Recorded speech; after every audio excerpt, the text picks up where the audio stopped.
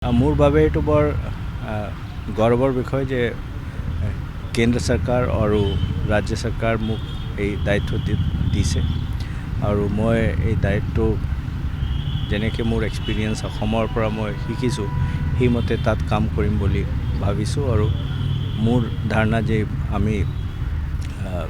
বেলেগ বেলেগ অঞ্চলত ভাল কাম কৰিবলৈ সক্ষম হ'ম। মোৰ বাবে এইটো বৰ গৌৰৱৰ বিষয় যে কেন্দ্ৰ চৰকাৰ আৰু ৰাজ্য চৰকাৰ মোক এই দায়িত্ব দিছে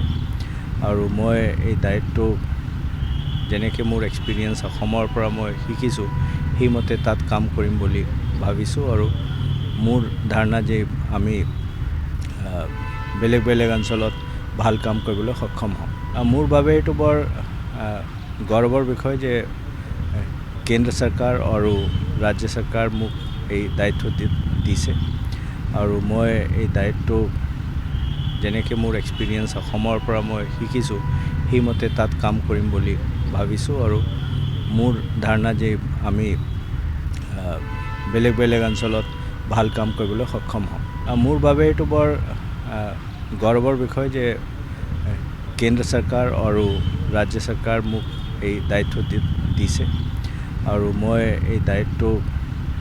যেনেকৈ মোৰ এক্সপিৰিয়েঞ্চ অসমৰ পৰা মই শিকিছোঁ সেইমতে তাত কাম কৰিম বুলি ভাবিছোঁ আৰু মোৰ ধাৰণা যে আমি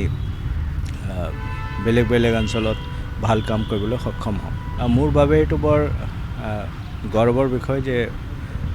কেন্দ্ৰ চৰকাৰ আৰু ৰাজ্য চৰকাৰ মোক এই দায়িত্ব দিছে আৰু মই এই দায়িত্ব যেনেকৈ মোৰ এক্সপিৰিয়েঞ্চ অসমৰ পৰা মই শিকিছোঁ সেইমতে তাত কাম কৰিম বুলি ভাবিছোঁ আৰু মোৰ ধাৰণা যে আমি বেলেগ বেলেগ অঞ্চলত ভাল কাম কৰিবলৈ সক্ষম হ'ম। মোৰ বাবে এইটো বৰ গৌৰৱৰ বিষয় যে কেন্দ্ৰ চৰকাৰ আৰু ৰাজ্য চৰকাৰ মোক এই দায়িত্ব দিছে আৰু মই এই দায়িত্ব যেনেকৈ মোৰ এক্সপিৰিয়েঞ্চ অসমৰ পৰা মই শিকিছোঁ সেইমতে তাত কাম কৰিম বুলি ভাবিছোঁ আৰু মোৰ ধাৰণা যে আমি বেলেগ বেলেগ অঞ্চলত ভাল কাম কৰিবলৈ সক্ষম হ'ম। মোৰ বাবে এইটো বৰ গৌৰৱৰ বিষয় যে কেন্দ্ৰ চৰকাৰ আৰু ৰাজ্য চৰকাৰ মোক এই দায়িত্ব দিছে আৰু মই এই দায়িত্ব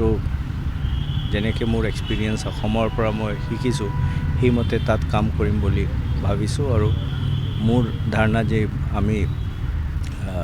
বেলেগ বেলেগ অঞ্চলত ভাল কাম কৰিবলৈ সক্ষম হ'ম। মোৰ বাবে এইটো বৰ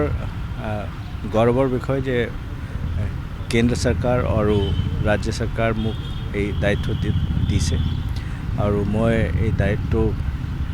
যেনেকৈ মোৰ এক্সপিৰিয়েঞ্চ অসমৰ পৰা মই শিকিছোঁ সেইমতে তাত কাম কৰিম বুলি ভাবিছোঁ আৰু মোৰ ধাৰণা যে আমি বেলেগ বেলেগ অঞ্চলত ভাল কাম কৰিবলৈ সক্ষম হ'ম।